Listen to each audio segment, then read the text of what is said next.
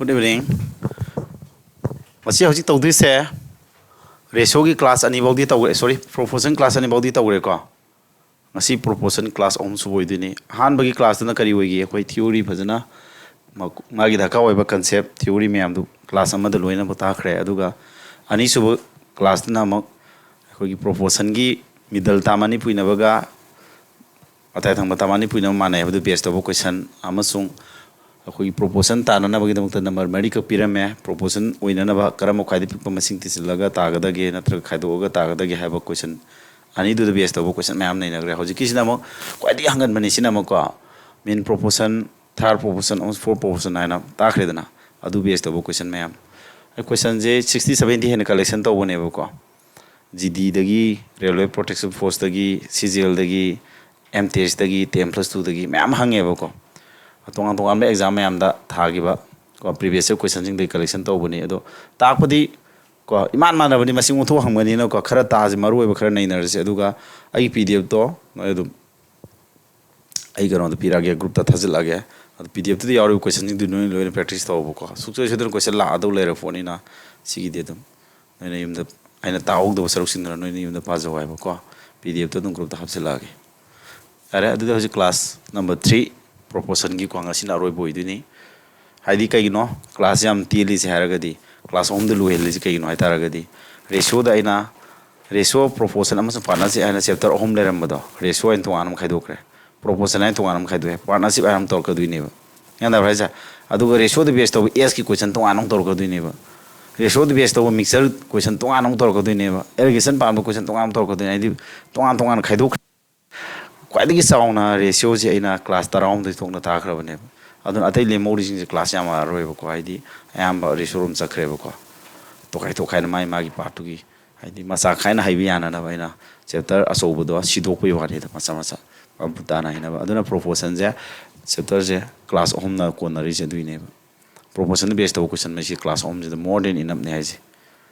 ano to du je question makal ongkal tani kariba mean proportion second proportion amasung fourth proportion ne ngasi nei ne duje makoi om ji base to question ne adu ke mati question 70 80 ne collection to original mo yamadra yo horse du di ko amada hair se kai habana mana fourth proportion putu abra fourth proportion putu abra natro fourth proportion putu ke habi formula di kai ne ba khona khangi buda masing om sumaina piram matam da fourth proportion putu ke taragadi aikoina akon ba ani ji puri naraga ahan ma jina yendu natra sibu kai ko ba sa 4 proportion ne hada ne sia arang tak padi yagrab ni ko si 4 proportion si palo khoti na trong kaje ata di horo akhon pyramid number anis da matai thangba haidi khwa aroi bani do root 8 ka khanaga root 21 ji puri naraga root 16 and natra sida sangi ji kai no sadok pa ma sangi ko sadok pi ni me kamai do ba pyramid number sing se root yaure ko root yauraga di nang na root manung da leiriba number je composite number ni ko si thugai be are prime number do thugai ga da haibadi 8 hana root 8 hana leiramba se akoi kamai thugai ni si prime number 2 into 4 yadra 4 do amuk 2 into 2 sumana ani adudi suman square root lo matam da 2 ani dagi hore square root lo ka na 2 ma thokani maram kai no ruka kamara 2 da gi baine sidagi 2 ko thore se adu sigi mathandagi root 2 ma root manung da leibne root 2 yorani 2 root 2 tare habane da sigi se tare is me angkan tai ko sa lakphom khangna salo bo ko adu di root 8 ki mohta kya ba 2 root 2 tare adu ga root 21 hare root 21 habi de kamai do ba sa root 21 habi de akhona kari han ibi ai 3 ga 7 ga natro adu di kari lane ma de root 3 into root 7 lane ba ma di ani sudabni na root 3 ani suramadi 3 thokadaba root 7 ani suramadi 7 thokadaba adu natra men smile ani root 3 into root 7 lane maka do root 6 natro root 6 dige no 2 into 3 natro adu ke lane root 2 into root 3 adu di root 2 ga khanaga root 3 ga smana adu di sida kathana ji root 2 kaknaro root 3 kaknaro adu kya tare sa 2 root 7 tare smana ansaji smana khut kadab di SSC GD 2023 की question ने कैसे लू देखो लूरा लू दे ꯁꯦꯝ formula ꯄꯥꯟꯗꯣꯏꯅꯤ ꯁꯤꯗ ꯒ꯭ꯌꯥꯟ ꯇꯥꯗꯕ ꯌꯥꯎꯍꯧꯔꯒꯗꯤ ꯍꯥꯏꯔꯣ ꯁꯤꯗ ꯂꯨꯔꯤꯁꯤ ꯀꯩꯅꯣ ꯅꯣꯏꯅ ꯈꯪꯗꯕ ꯁꯤ ꯈꯪꯉꯝꯗ꯭ꯔꯒꯗꯤ ꯂꯨꯗꯣꯏꯕ ꯁꯤꯒꯤ ꯔꯨꯠ ꯃꯅꯨꯡꯗ ꯌꯥꯎꯔꯤꯕꯁꯤ ꯀꯝꯄꯣꯖꯤꯠ ꯅꯝꯕꯔꯁꯦ ꯊꯨꯒꯥꯏꯕꯁꯤ ꯊꯨꯒꯥꯏꯕꯒꯤ ꯅꯤꯌꯣꯝꯗ ꯀꯃꯥꯏꯅ ꯇꯧꯗꯣꯏꯕ ꯄ꯭ꯔꯥꯏꯝ ꯅꯝꯕꯔ ꯉꯥꯛꯇ ꯑꯣꯏꯅ ꯐꯨꯔꯤ ꯅꯝꯕꯔ ꯃꯑꯣꯡꯗ ꯊꯝꯃꯣ ꯑꯗꯨꯒ ꯔꯨꯠ ꯂꯧꯊꯣꯛꯀꯥꯟꯗ ꯁꯤ ꯃꯑꯣꯡꯗ ꯂꯥꯛꯍꯜꯂꯣ ꯒ꯭ꯌꯥꯟ ꯇꯥꯍꯧꯕ꯭ꯔꯥ ꯇꯥꯍꯧꯗꯕ꯭ꯔꯥ ꯍꯥꯏꯔꯣ ꯇꯥꯍꯧꯏꯀꯣ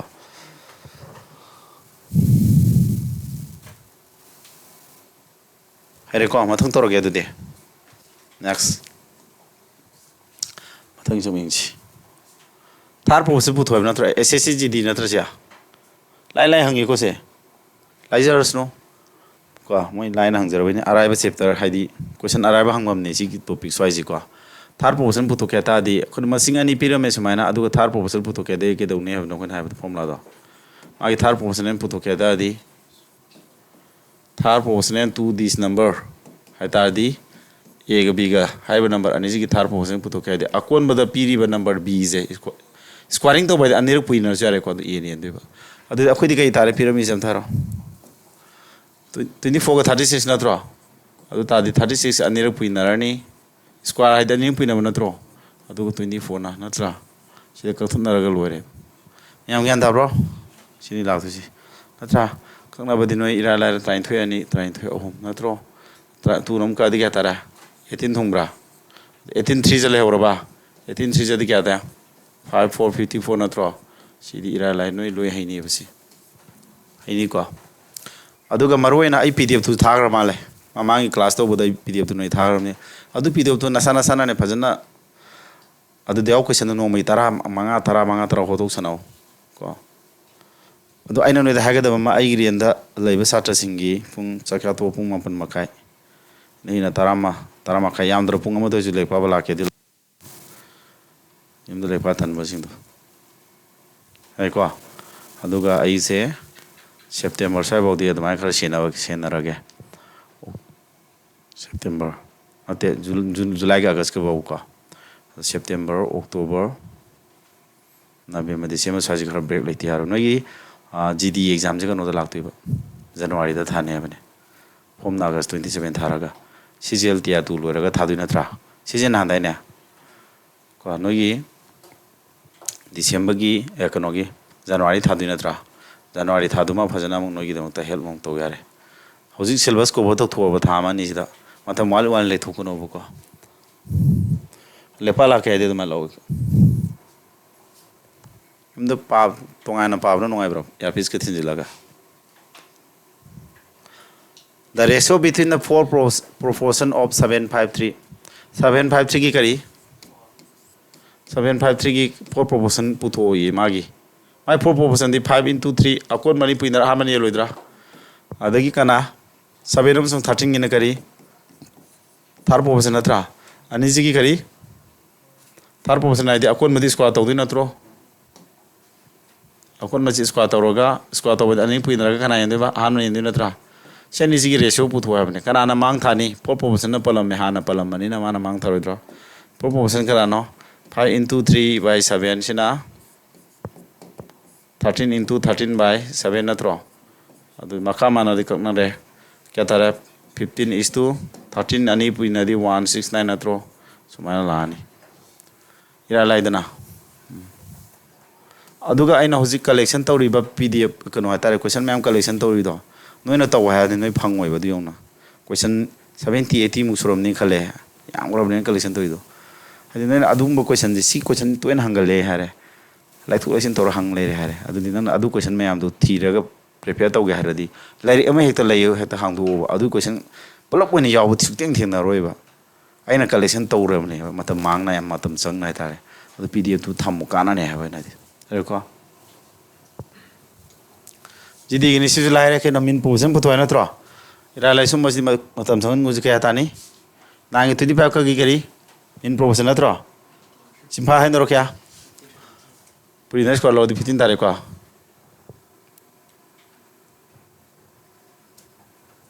15 ꯇꯥꯔꯦꯀꯣ ꯌꯥꯔꯕ ꯍꯩꯔꯦꯀꯣ ꯁꯤ ꯄꯨꯔꯤꯅꯔꯒ ꯈꯔ ꯁꯝꯖꯤꯜꯂꯛꯑꯁꯦꯕ ꯊꯨꯔꯛꯑꯒꯦ ꯁ꯭ꯄꯤꯠ ꯅꯠꯇ꯭ꯔꯥ ꯁ꯭ꯄꯤꯠ ꯇꯥꯟꯅꯁꯤꯀꯣ 3 ꯁꯤꯅ 5 15 ꯇꯥꯔꯕ ꯊꯨꯅ ꯍꯥꯏꯅꯁꯤꯀꯣ ꯁꯤ ꯑꯣꯏꯔꯗꯤ ꯌꯥꯔꯕ ꯅꯦꯛꯁ ꯃꯊꯪꯗ ꯀꯔꯤ ꯍꯥꯏꯅꯣꯁꯦ 3 ꯑꯃꯁꯨꯡ 7ꯒꯤ ꯀꯔꯤ मेन प्रोपोर्शन नत्रो क्या थाने सिदे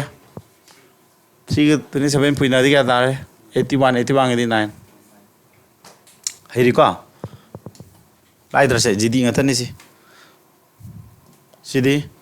kai puthoi no ansa hai bata na dui ni 4% puthoye kya 4% putho kya di akon mani puinaraga amani yendu natro question number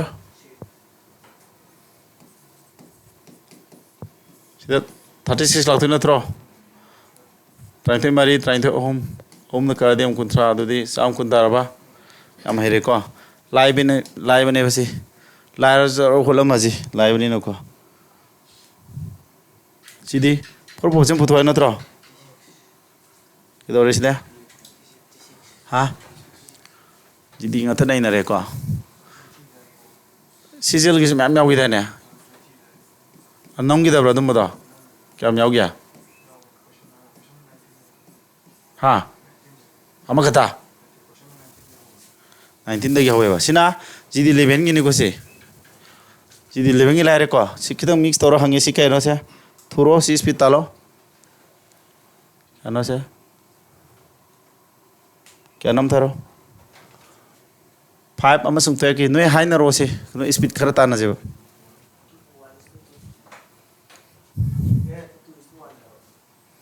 kya ba 2:1 tha ya reso third pose mabani nge third pose putho sigina kari proportion nadra amai je third proportion putho ke di sila ni sina 4 proportion nadra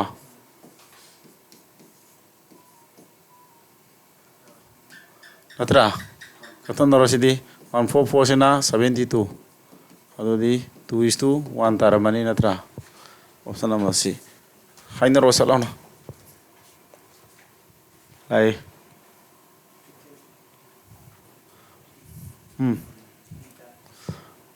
क्या बसना 4% पुथोय न लाइद्रो सी Yong न line हंग मनेबा अदुदी सिदा नोइना N आराय बखल ताके हाबे नथे ID order nine लेरमै collection तौबनेबा को अदुदी question जे 19 स्वाइदगी को CGL गी यावगे नत्रो जीडी लेरे जीडी रेलवे की सोरा यावगे दाने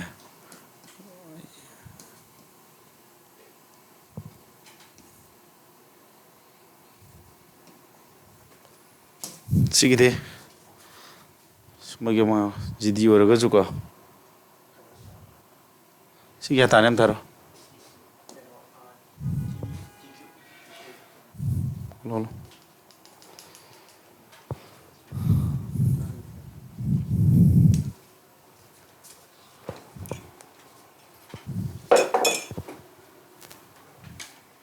क्या तारे में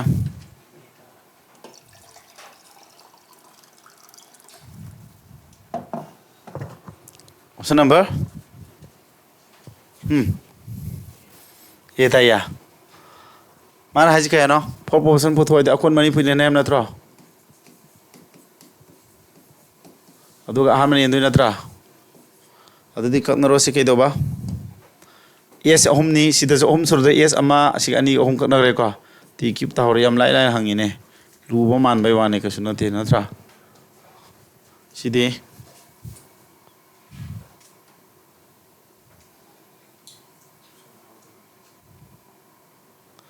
option yaram dre option yaw dre hola si sina kamai to ba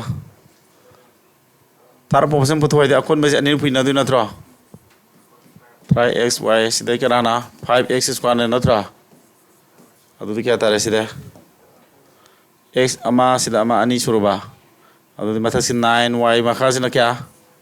5 ta dra samana ira nai injigo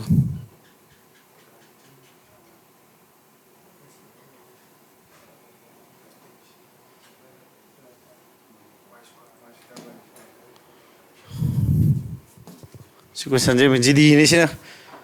khara lu da bam khala ke ko question sai dura ke do na cha sigi cha y ani pui na ne y square so ne sidi kya ta ne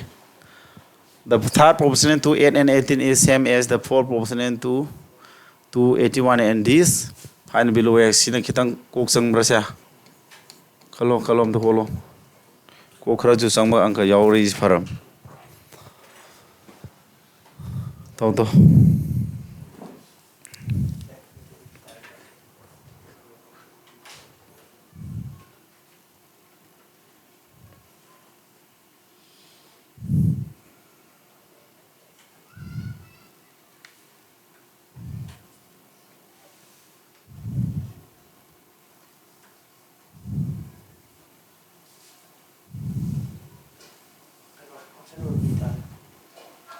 क्या तारे बा? P तारे.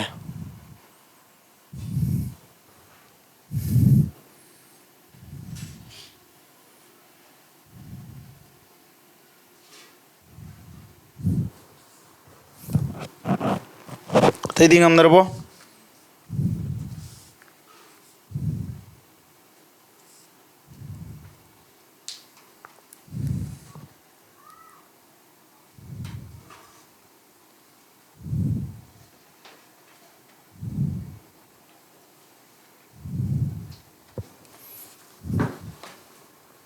Kaya basa?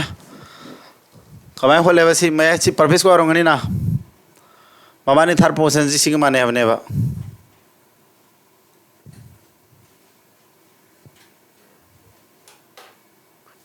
Yung si third position kana no, yer amasung 18 ki third position di kamay irani. 18 by 18 jani puinar yeni yelo idro. Third position si kana mana di ba? Si fourth position ai di 81 kana puinani. Si law idro. Natra. Sudah tuni lo idras ya. Adu di tuni ka adi kya thongya. Po. Etin ka di mapalani. Mapan. Tuna ka di. Tunam ka di 9. 9 ko sila irje. 9 am khatna graba. Adu kya tare somda kam ngana di wale ori somda na x square plus twice x plus 2. Adu di 1 som chakra di som 0 le horaba. X square plus twice x plus 1 adu ta di sidi perfect square neba x plus 1 ki whole square ne si therefore x plus 1 je kya ta ne du dia x plus 1 je si 0 mana ne ko adu x kya ta ne minus 1 ko samana ta de ba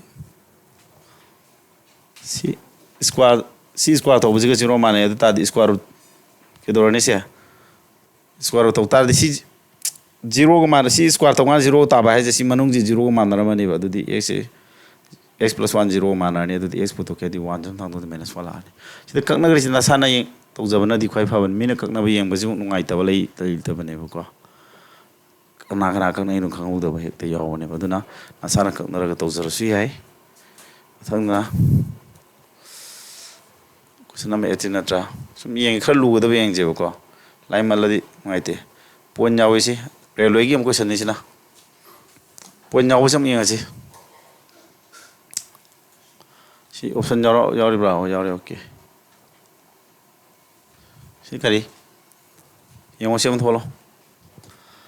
मखोई Pon यावरे 4% same तो try थोसे पोन यावरे मोई 4% पुथो हम नत्रो सिदा नंगना अंकजे थुगदब दु ताके बदु न तौदु सी कहिनो मै तब कदौ माले अंक होपदे हैनेबा थुबदुने न पामदुसिना तो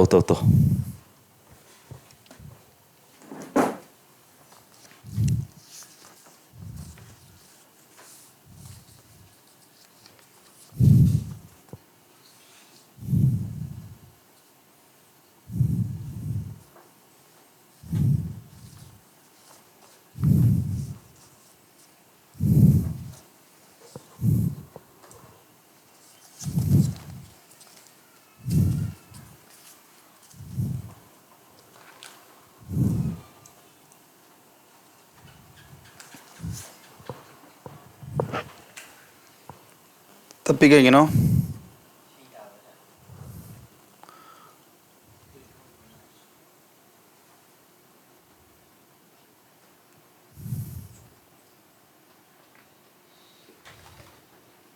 ऑप्शन नंबर क्या था बा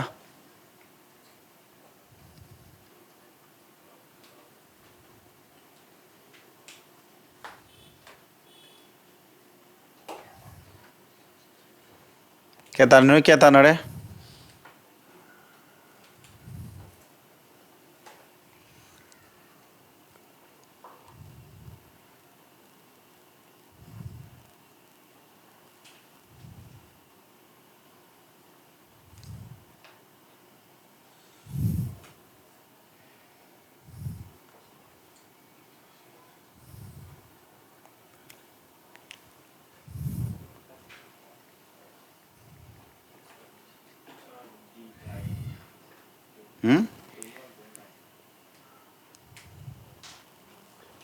क्या था बा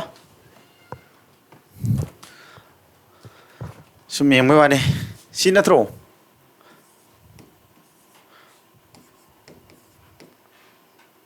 पुइन आंसर सी नत्रो सेनी पुइनरगा सिने येंदोनेबा 3.6 ना नत्रा अदुमाइन तौरसु यारे अदु नंना तौदुइसे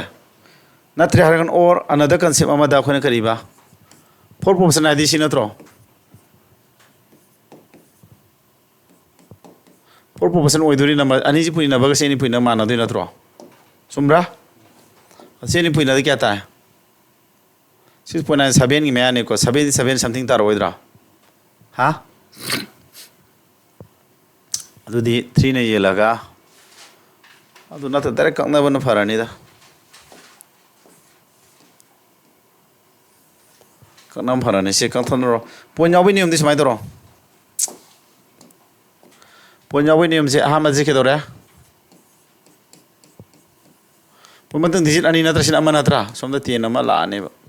सोमदा पोन मतुंग डिजिट अनि लेबनी अमा अनि सिन अमा कक लेबनी सोमदा अमा हेन गरे मखादा अमा हबजलखदा वाली बरोम जिदा सिदा कथन नरसिया 3 का दिगानो केतिला 12 तारे को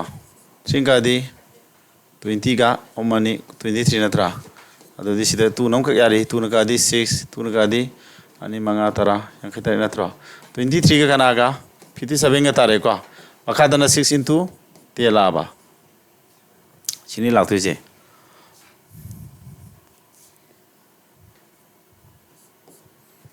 अदुदी क्या तारा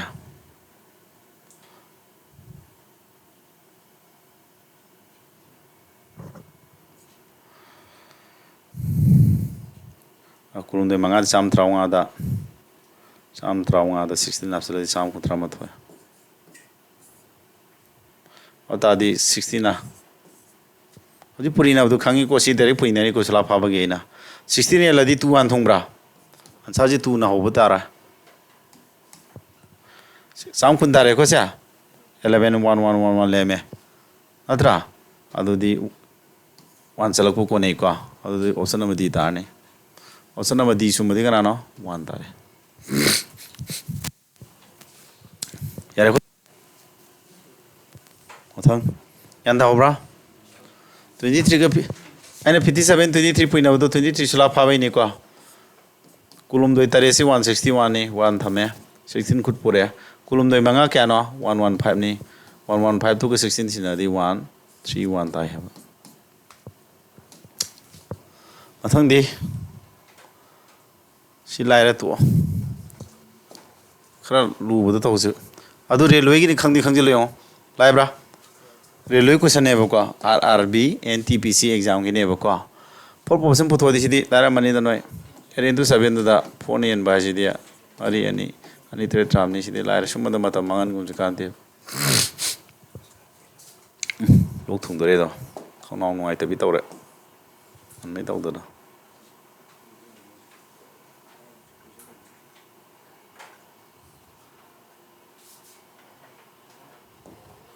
सिना सीजल की अमलाय सीजन के हेन लुबम थोक्त्रा लुब्रेउ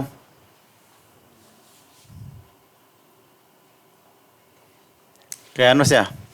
क्या ताने सा सिदी उबद मसा याद्रो मथक्सी कई पुथोनो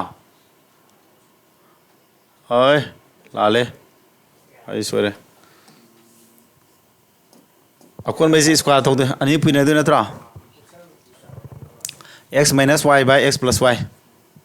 b ता दोइबा अकोन बस अनि पुइना नि हम नत्रो ꯑꯍꯥꯟꯕꯁꯤꯅ a square minus b square ꯅꯠꯇ꯭ꯔꯣ ꯑꯗꯨꯗꯤ ꯀꯩ ꯂꯥꯛꯑꯅꯤ a plus b ꯒ a minus b ꯒ a plus b ꯅꯠꯇ꯭ꯔꯣ ꯂꯩꯗꯣꯏꯁꯦ ꯑꯗꯨꯗꯤ ꯀꯌꯥ ꯇꯥꯔꯦ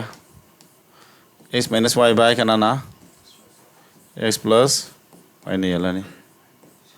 ꯌꯥꯔꯤꯕꯣ ꯒ꯭ꯌꯥꯟ ꯇꯥꯔꯤꯕ ꯁꯤꯕꯣ ꯍꯩꯇ꯭ꯔꯥ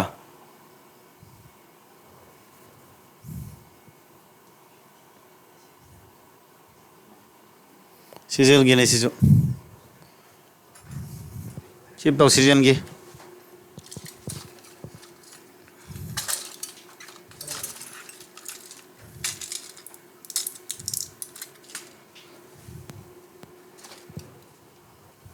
क्या बा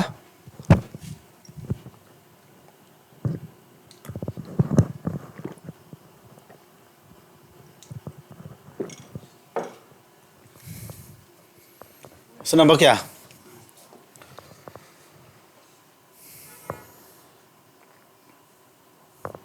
सीधा है कनो 25 का 35 से करीब पुथोएबा थर्ड पोर्शन है 35 अनी पुइननी नत्रा कना यंदे बदुगा अदु लाइद्रो मंगा मंगा मंगा तरेट मंगा मंगा मंगा तरे कुंथ्रा मंगा तारे याम लाइ हंगी season Dzukou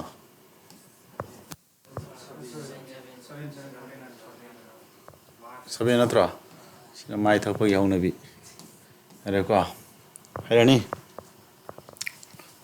Apa yang tadi? Lai bani dah si question ni, ado aina hangi arrive tu hangi ada, arrive or so tu matam tu thunu holau tu dia orang itu na. Sini ama kari luri bra, longgo bra.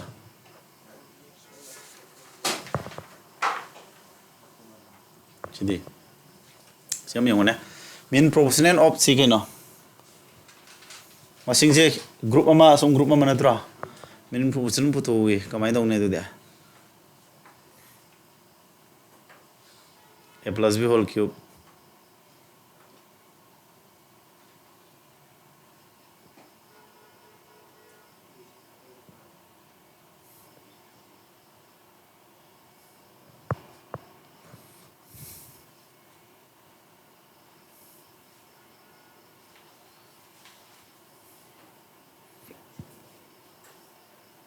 option A ta dibo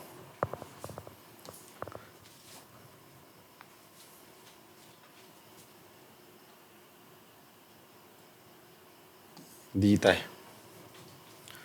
min proposition puto di kena puri na di na tra oi ai doi sore he pura sini nam da ni dai ri joji yadra tab na to ji puri na square lo di ne he na tra khak na da na to ro re na a square minus b square लाने अथरा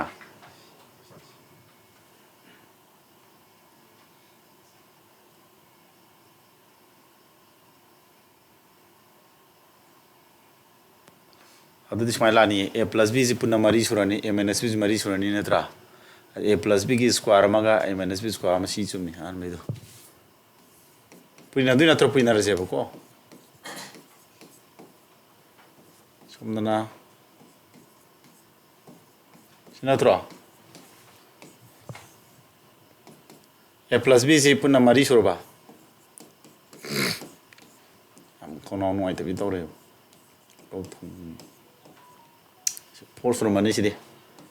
ado di c square to di c si mari si square le hoidra A plus B square a minus b square yani ngeda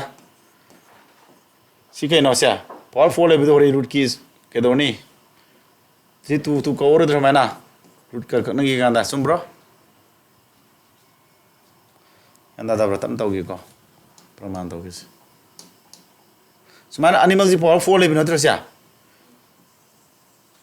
sumana thamme ya binang na animal sumana level si gyan thana bai har ke ko power 4 animal ki kamal loro thammo sumana thama ba adu si 4 si ga root ka na matam da si square le honi अदुदी हरे के लाने से हमारी की power तो इसमें लाओ इधरो square जानी मक्की नहीं नत्रा अदु a plus b की तुंगा नमु स्क्वायर नम लेरनी सी की तुंगा नम लेरनी अनि ये को तो दिया sida mabani ki power 4 4 lei bedo common law thamgre ore square root siga sig kana kana 2 tare ko adi sigi mabani ki power 2 lei ba anima ki tongan tongan pathoi smanta yan da obra yame hanu lura gana belu puting tok silo ega biga je trick ama tamge ko sumade yam lu ne he hanga badang tok disia belu puto ega biga je e na tu lo khar pik pada bina wa lo ra dum puto katare du dia 2 1 gadi 3 taraba 2 di 1 gadi 151 taraba adu number ama 3 taraba ina kya 2 1 gadi 3 350 27 taraba into 2 di 1 gadi 1 atra adu number ama 27 27 ga 3 ga gi min proportion putwa ba samana kya tara 81 di kya tara 9 answer 9 ta bathiyo si bilu putawro 9 ta bro ye di 2 ni b na kya 1 3 gi square ni 3 square di 9 taraba into sina 2 minus 1 di 1 square natro 1 square di 1 aduna si 2 minus 1 la ne 1 gi square di 1 aduna 9 into 1 tara ne di kya tara 9 sumi ko ai hai dai tro sama bilu putting concept si use to go abra nana bilu putting do dum tamsilo bai na di duro posi sometimes yor kan ne formula pan mu ngai bi ni ngai ta bijik jak lai bo khra yor ga bilu putting to ro taraiba number do bilu putting to asong bol lo so any bilu to ro se ani to bu 0 ta ba di lo gu no se a ju 1 lo ro b ju 1 lo di kya ta ne 0 ta di 0 ki phal ta ra ne ba ko andai ko sa aduna phal ta da na ba 0 ta da na ba lo gu da ba du khol masinga so lo so ngai ta bilu song ma lo di wai lui da na da khra pik tok to ba tu go an lo se du ni sidi sijal gi ne ko sijal lo julai dro dom GD 11 ga to mana bane ina tha jo adu GD tha ba khamo na sijal tha jima ka su problem ne ti BA lo di tha jo graduate lo di tha jo lo mang jab gai lege khanjela di office a oi di na tro soidana ga khalo to man ba kana go mi yauri yo ji kan da tuition su to da na ko like su pa da na exam sala ga myam khosila ma ga soidana ga yoro ka ni ga na sa to ba negative je on thong chat ki da na ko minus phong mi joram du ni hausi ga di hausi de mai khan ba di yaro ko tabak exam da pun si ji hausi ki tab di hinga di yaro ko thar professional ro aina am no ni wari im lei ni ai aina dong dong dorom da gi wari ni dong dong dorom da si dai ka di dong gam jade to lai ra bani na aina lupa ticket mam de kya kya no manga ra manga pi bor mane adai um to bane adum hausi om nei try to bose ka hausun ji ka thamba sweep thamba adu thamba da thamba na om se om ticket om je 15000 ne 15000 me ane me na ka thui je ai lag tu yeng na ko kai lo la om ga yaw di ko na kono gi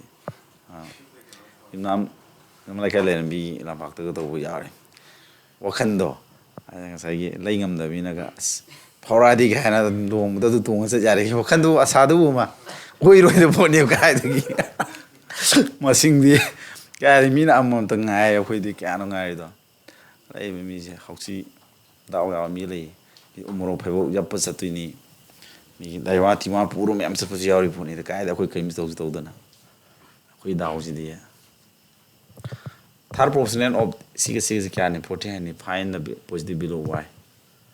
na mabani tha position ji kya ta hai na protein am na tra sina equation sar hor pang ne ba se kidang le khra lei si re ba 4xy an ni na tra kana ne de ba mai sura la to bi mong ni ne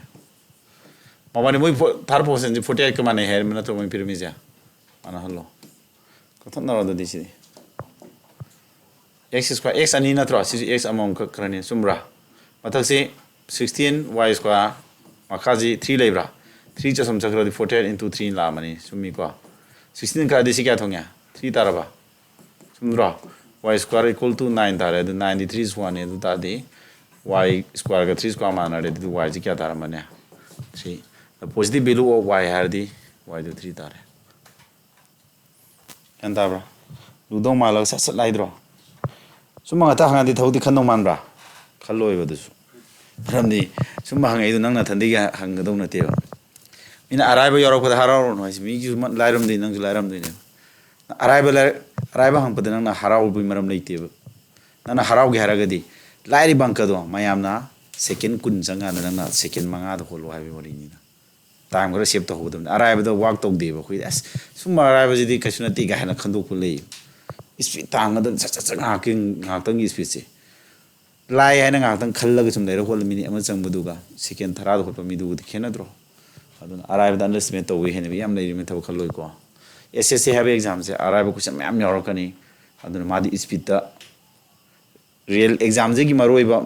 ꯀꯩꯅꯣꯁꯦ ꯃꯅꯨꯡꯒꯤ ꯊꯤꯝꯁꯦ ꯏꯁꯄꯤꯠ ꯂꯝꯖꯦꯟ ꯇꯥꯟꯅꯍꯟꯕꯅꯦꯕ ꯏꯪꯂꯤꯁꯁꯨ ꯑꯗꯨꯝ ꯂꯥꯏꯕꯅꯤ ꯂꯥꯏꯗ꯭ꯔꯣ ꯂꯥꯏꯕꯅꯤ ꯑꯗ ꯏꯁꯄꯤꯠ ꯊꯨꯅ ꯍꯣꯠꯄ ꯏꯪꯂꯤꯁꯇꯒꯤ ꯃꯇꯝ ꯁꯦꯞ ꯇꯧꯔꯒ ꯃꯦꯠꯁꯇ ꯃꯌꯥꯝ ꯊꯥꯗꯕ ꯔꯤꯖꯅꯤꯡ ꯊꯥꯗꯕ ꯑꯗꯨꯒꯤ ꯃꯦꯅꯦꯖꯃꯦꯟꯗꯨ ꯇꯝꯕꯅꯦꯕ ꯑꯗꯨ ꯀꯣꯛꯇꯨ ꯌꯦꯡꯕꯅꯦꯕ ꯃꯣꯏꯅ ꯂꯥꯏ ꯑꯗꯒꯤ ꯕꯦꯡꯀꯤꯡꯒꯨꯝꯕꯁꯤꯅ ꯑꯃꯨꯛ ꯀꯣꯏꯁꯟ ꯂꯨꯏ ꯍꯥꯏꯁꯦ ꯃꯣꯏꯅ ꯑꯔꯨꯕꯗ ꯀꯝꯄꯤꯠ ꯇꯧꯕꯅꯦ ꯃꯌꯥꯝ ꯒ꯭ꯌꯥꯟ ꯇꯥꯏꯀꯣ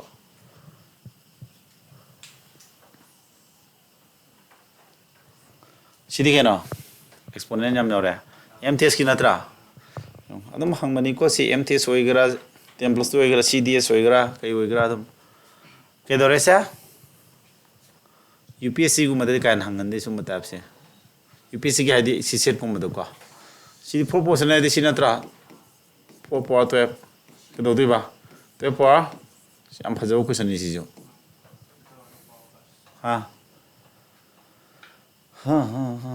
क्या था नहीं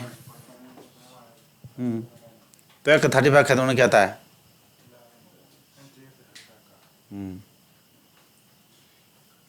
क्वेश्चन ए तारे सी एक्सपोनेंट माननार्दी के दौरे एक्सपोनेंट माननार्दी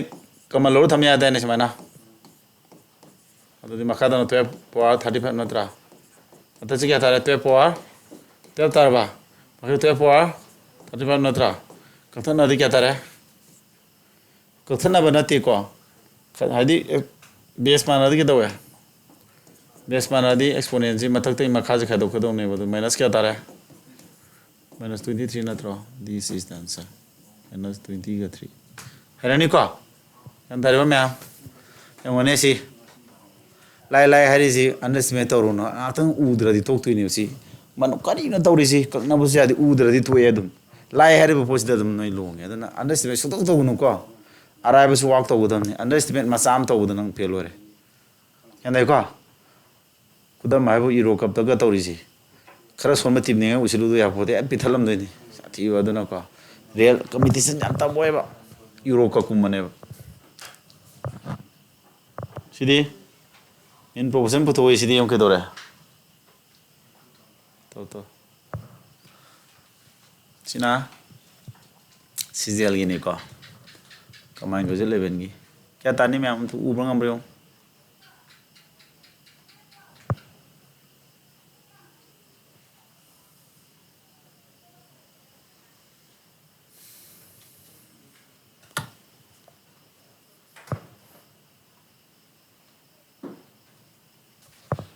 फॉर्मूला फादी तारे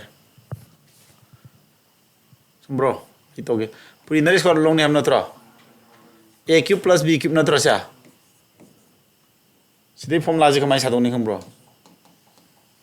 अजी फॉर्मूला जे माय लाकनी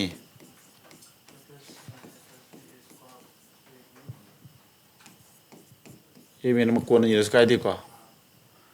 अदुग मखादा माइनस ab लेरे असोंग इन केदोबा मा a plus b whole into a minus b sadu yadro sina a square si b square na ni resco square de ko ano ko dona ba adu kanana kamne yare uramani si sadu khran si kamne yadro minus b am ka krodro mathak ta ya lawre a plus b gi anirak le horba a plus b am le re somna am le re a plus b anirak le horo mina ani purina di square ni square root kana di a plus b ta la अदुम मैम हंगली नन algebra की formula मैम सिन रहे खंगे अदुना अंडरस्टैंड तौगनु को आइने पीगी पीडीएफ तुदा सी क्वेश्चन माना में 35 खतन एने पी 80 मया सुरमनी खले को क्वेश्चन अनियम थंगना तना हंगजन बे याव जिदी दगदि को याम हंगरजान रेलवे दग जाम हंगे को से सीजीएल के गांग लय हंगे बसे अदुना अदुगी पीडीएफ तुदा की क्वेश्चन दम अतै तासिद ताक याव दब सिंग नन स्पीड ꯇꯥꯟ ꯃꯣꯏꯅ ꯍꯣꯠꯁꯅꯧ ꯍꯥꯏꯕꯀꯣ ꯑꯗꯨ PDF ꯇꯨꯁꯨ ꯍꯌꯦꯡ ꯑꯦꯛꯖꯥꯝ ꯃꯌꯥꯗ ꯑꯃꯨꯛ ꯔꯤꯚꯥꯏꯁ ꯇꯧꯕꯁꯨ ꯌꯥꯝ ꯀꯥꯟꯅꯔꯛꯀꯅꯤ ꯊꯝꯖꯤꯜꯂꯨ ꯅꯪꯅ ꯁꯨꯝꯕ ꯑꯪꯀꯁꯤ ꯐꯖꯅ ꯁ꯭ꯄꯤꯠ ꯇꯥꯟꯒꯦꯒꯅ ꯇꯧꯀꯥꯟꯗ ꯀꯣꯏꯁꯟ ꯃꯌꯥꯝ ꯈꯣꯝꯖꯤꯟꯕ ꯉꯝꯃꯣꯏꯕ ꯑꯩꯅ ꯗꯥꯏꯔꯦꯛ ꯃꯌꯥꯝꯗꯩ ꯈꯣꯝꯖꯤꯟꯕꯤꯔ ꯄꯤꯔꯤꯗꯨ ꯍꯣꯠꯅꯍꯧꯔꯣ ꯁꯤꯅꯤ Tier 1ꯒꯤ MTSꯀꯤꯀꯣ ꯔꯨꯠꯀ ꯌꯥꯎꯍꯟꯗꯅ ꯇꯧꯔꯁꯤ ꯂꯨꯗꯧ ꯃꯥꯟꯕ꯭ꯔꯥ ꯔꯨꯠꯀ ꯌꯥꯎꯔꯗꯤ ꯂꯨꯗꯧ ꯃꯥꯟꯕꯅꯦ ꯂꯥꯁꯇ ꯂꯨꯔꯝꯃꯣꯏꯗꯣꯏꯅꯦꯕ ꯀꯌꯥ ꯇꯥꯔꯦ ꯁꯤꯗꯤ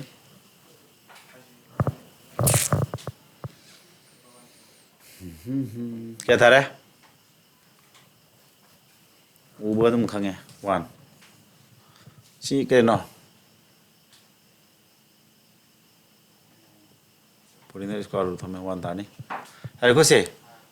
smile la oidro si ka kana koina diba si square yaudra puna beke kol na thamya hai dene chumro ai to isa c square puna beke kol thamre ko adu manung kai formula thare a plus b a minus b adu a square di sinatro minus b square di root 2 ki square di a ta bane ko duga si lare duga hore mabani ki punna kari formula am riba square am bra adu 9 dagi si kya khandone manung je a ta dro or square am ni lejari natra adu manung je kya tara 1 square tarba sumro 1 ta zero dro yan ta ba taramni da a plus b ga a minus b puna di a square a di 3 root 3 ni sabani b di 2 root 2 square di square ji 2 gi ni 2 square 4 ga root 2 di root 2 square di 2 ni 4 to 8 yare ko lai da am tin tin lai hangi MTS ki sina kari min proportion puthoi asi class di lai herani me am ko a ga a by b square ji ga ni ga kari puthoi ba mean proportional punya du natro lai dro si dia kedora a square by b square natra a by b tarani na sa si natro ha ungam bro sidi si 10 plus 2 natro third proportion natro 45 to 25 yelu natro 45 point na ba answer 5 madi loirani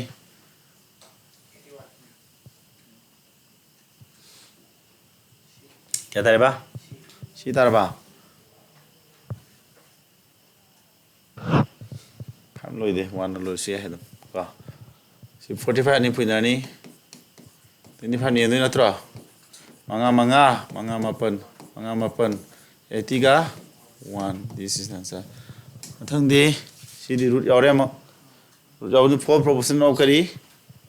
so root yaw ji kan oda didi de ja hangdro sidi 2 nom torosi 3 root 10 ga khana puina diba 5 root 1 natro 3 root 5 na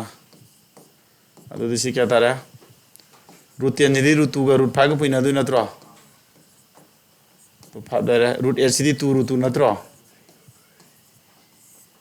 so 3 root 5 kan thon ro kana ka yai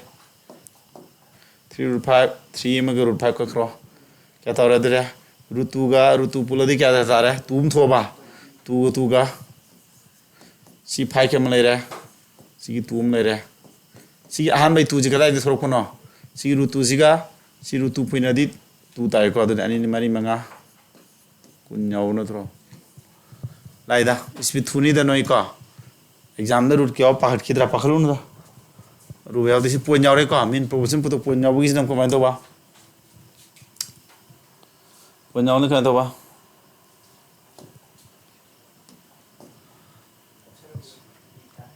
49 nang natro 49 di kya no 7 tare hum kuma thoi di oirani point madung digit ahum mari lebani ani lebi thirani natro sini 0.049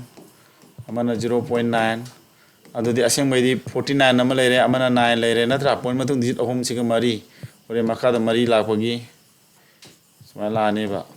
49 square root of the 7 9 square root of the 3 sigi di 10,000 di ke na 100 la ni ko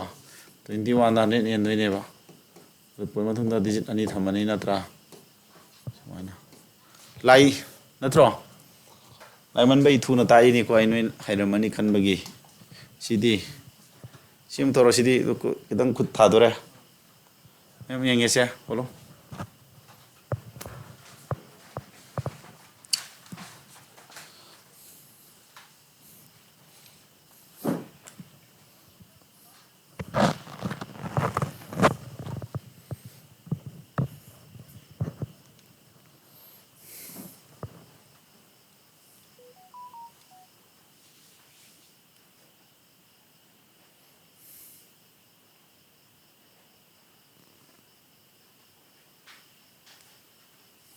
그다게 홀라린 더이나까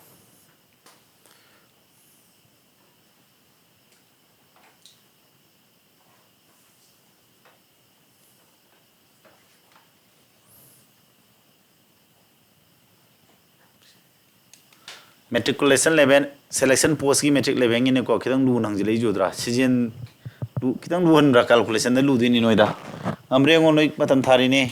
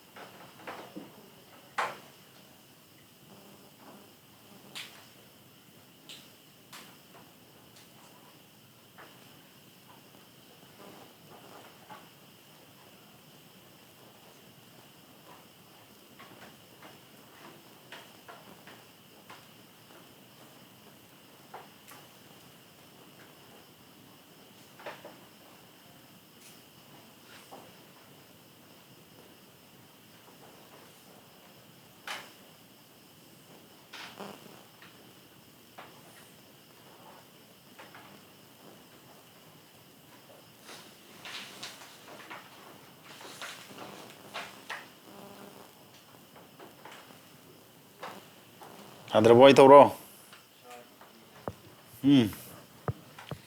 क्या तागे पूरी नदी ना थोड़ा नीचा 15 minus असीधी क्या था ने 5 root क्या 125 असीधी 5 into 25 ना थ्रो 125 है बच्चा होता है क्या था नीचा 5 सी 5 थोड़ा 5 रूट 5 था थ्रो 5 रूट 5 का माना रहना थोड़ा सा सुम्ब्रो सी पुइनर स्क्वायर लो दिन नत्रा पुइनर से सी पुइनर कमाई तो 19 या 3 नाम पूरी यदि क्या तारा 45 minus 3 पूरी यदि 15 root 5 5 नाम पूरी यदि 15 root 5 किधर है 5 से पूरी यदि minus 5 5 यदि root 5 minus 25 तारे को सी क्या नाम 45 नत्रा तो कथन है आपरे साइन माना रबिना 45 की 25 का दो क्या तारा 20 सिटी 4 into 5 नत्रा 4 की स्क्वायर होता है 2 root 5 this is the answer अरे कुछ क्या हम क्या तारी तादरा सीधे सीधा तो उरी मोंग तो कंगुरे देना सीधे सीधा अनिमक तो पूरी थोपा सिनाम पूरी बादो मानव का खरे 45 to 25 का दो दी root 20 की दिशी last question क्या है ना सिना सीजल गिने का क्या है बनो mean proportion between mabani magti mean proportion puto na puina du natro hojiki tu mana re 6 plus root 8 natro and 3 minus root 2 puina ro sidi kya no 6 plus root 8 asidi 2 root 2 ko mana da ne amas na kya 3 minus root 2 puina ro sino puri di 6 na puri di tor hom try pa natra to puri di minus 6 root 2 natra 2 root 2 puri di kya 6 root 2 taraba 2 root 2 si puri di minus root 2 ko di 2 2 ja 4 le re adu kya tara kathan ro 18 de 4 ka do di root 14 taraba root 14 is the answer are ko yan tari mem se sumai to dana ko ji GD की वगैरह railway की वगैरह CGL की वगैरह MTS वगैरह question 10 plus 2 की ma'am यावरे को तो ꯊꯣꯏꯅ ꯍꯪꯒꯜꯂꯦ ꯍꯥꯏꯕꯗꯨꯃ ꯈꯪꯉꯦ ꯑꯩꯅ ꯀꯂꯦꯛꯁꯟ ꯇꯧꯔꯤꯁꯦ ꯄ꯭ꯔꯤꯚꯤꯌꯁ ꯏꯌꯔ ꯏꯀꯨꯏ ꯀꯨꯏꯗ꯭ꯔꯤꯕ ꯆꯍꯤ ꯈꯔꯁꯤꯒꯤ ꯆꯍꯤ ꯑꯅꯤ ꯑꯍꯨꯝꯁꯤꯒꯤ ꯀꯣꯏꯁꯟ 70 80 ꯀꯂꯦꯛꯁꯟ ꯇꯧꯔꯤꯕꯅꯤ ꯇꯧꯔꯤꯕꯗꯨꯗ ꯆꯞ ꯏꯃꯥꯟ ꯃꯥꯟꯅꯔꯕꯅꯤꯅ ꯃꯌꯥꯝ ꯇꯥꯛꯄꯕꯨꯗꯤ ꯁꯔꯨꯛꯇꯤ ꯈꯔ ꯈꯛ ꯑꯅꯤ ꯈꯜꯂ ꯇꯥꯛꯑꯦ ꯑꯔꯥꯏꯕꯁꯨ ꯌꯥꯎꯏ ꯈꯤꯇꯪ ꯌꯥꯝ ꯀꯟꯅ ꯂꯨꯕꯗꯤ ꯅꯠꯇꯦ ꯑꯔꯨꯕ ꯑꯝꯇ ꯍꯥꯏꯕ ꯌꯥꯔꯔꯣꯏ ꯁꯤꯗꯤꯀꯣ ꯕꯦꯔꯤ ꯏꯖꯤ ꯑꯃꯁꯨꯡ ꯈꯤꯇꯪ ꯃꯤꯗꯤꯌꯝ ꯑꯣꯏꯕ ꯃꯣꯗꯔꯦꯠ ꯑꯣꯏꯕ ꯀꯣꯏꯁꯟ ꯑꯃ ꯑꯅꯤꯁꯨ ꯑꯗꯨꯝ ꯌꯥꯎꯔꯦ ꯑꯗꯨꯅꯤ ꯇꯧꯔꯤꯁꯤ ꯍꯌꯦꯡ ꯁꯤꯗꯩ ꯍꯦꯟꯅ ꯂꯨꯅ ꯍꯪꯉꯥꯏꯁꯨ ꯂꯩꯇꯦ ꯑꯗꯨ ꯂꯨꯕ ꯃꯇꯥꯡꯁꯨ ꯌꯥꯎꯔꯣꯏ ꯍꯥꯏꯅꯤꯡꯉꯥꯏꯗꯤ ꯂꯩꯇꯦ ꯃꯁꯤꯡ ꯆꯥꯎꯍꯜꯂꯛꯄ ꯌꯥꯏ ꯌꯥꯅꯕ꯭ꯔꯥ ꯍꯥꯏꯁꯦ ꯁꯨꯃꯥꯏꯅ ꯔꯨꯠ ꯌꯥꯎꯍꯜꯂꯒ ꯑꯪꯀ ꯂꯨꯍꯜꯂꯛꯄ ꯌꯥꯏ ꯏꯀ꯭ꯋꯦꯁꯟ ꯁꯦꯝꯕꯒꯤꯁꯨ ꯈꯔ ꯌꯥꯎꯈꯤꯕꯗꯤ ꯇꯧꯕꯅꯤ ꯀꯣ ꯑꯗꯨꯁꯤꯡꯗꯨꯗꯤ ꯁꯤꯗ ꯀꯣꯏꯁꯟꯗꯨ ꯅꯝꯕꯗ ꯃꯥꯅ ꯇꯥꯏꯞ ꯇꯧꯕꯗꯤ ꯌꯥꯎꯔꯛꯇ꯭ꯔꯦ ꯑꯗꯨꯅ ꯄꯤ ꯗꯤ ꯑꯦꯐꯇꯨꯗ ꯑꯇꯩ ꯂꯦꯃꯣꯔꯤ ꯀꯣꯏꯁꯟ ꯐꯖ ꯐꯖꯕꯁꯨ ꯈꯔ ꯌꯥꯎꯈꯤꯕ ꯇꯧꯕꯅꯦꯕꯀꯣ ꯑꯩꯅ ꯀꯂꯦꯛꯁꯟ ꯇꯧꯕ ꯍꯥꯏꯁꯦ ꯖꯔꯔ ꯌꯦꯡꯉ ꯇꯛ ꯇꯛ ꯇꯛ ꯇꯛ ꯑꯩꯅ ꯄꯤ ꯗꯤ ꯑꯦꯐ ꯁꯦꯝꯃꯒ ꯊꯥꯖꯤꯟꯂꯒ ꯃꯥꯅ ꯅꯝꯃꯛꯄꯅꯦꯕꯀꯣ ꯑꯗꯨꯅ ꯋꯥꯠꯍꯧꯔꯤꯕ ꯀꯣꯏꯁꯟꯁꯤꯡꯗꯨꯁꯨ ꯑꯗꯨꯝ ꯄ꯭ꯔꯦꯛꯇꯤꯁ ꯇꯧ ꯁ꯭ꯄꯤꯠ ꯇꯥꯜꯂꯣ ꯀꯣꯏꯁꯟꯗꯤ ꯁꯨꯡꯁꯣꯏ ꯁꯣꯏꯗꯅ ꯁꯤ ꯔꯤꯀꯃꯦꯟ ꯇꯧꯔꯦ ꯂꯥꯛꯑꯅꯦꯕ ꯀꯣ ꯍꯟꯗꯛꯀꯤ ꯅꯣꯏ ꯊꯥꯒꯗꯧꯔꯤꯕ ꯑꯦꯛꯖꯥꯝꯁꯤꯡ ꯁꯤ ꯖꯤ ꯑꯦꯜ ꯑꯣꯏꯒꯦꯔꯥ ꯑꯃ 10+ ꯑꯣꯏꯒꯦꯔꯥ ꯑꯦꯝ ꯇꯦꯁ ꯑꯣꯏꯒꯦꯔꯥ ꯖꯤ ꯗꯤ ꯑꯣꯏꯒꯦꯔꯥ ꯑꯗꯨꯝ ꯁꯤ ꯀꯣꯏꯁꯟ ꯑꯗꯨꯝ ꯂꯥꯛꯀꯅꯦꯕ ꯌꯥꯔꯦ ꯀ꯭ꯂꯥꯁꯁꯤꯡ ꯃꯤꯅꯤꯠ ꯀꯌꯥꯅꯣ ꯃꯤꯅꯤꯠ 50 ꯁꯥꯡꯉꯤ ꯈꯤꯇꯪ ꯇꯦꯜꯂꯦꯀꯣ ꯂꯣꯏꯁꯤꯜꯂꯁꯤ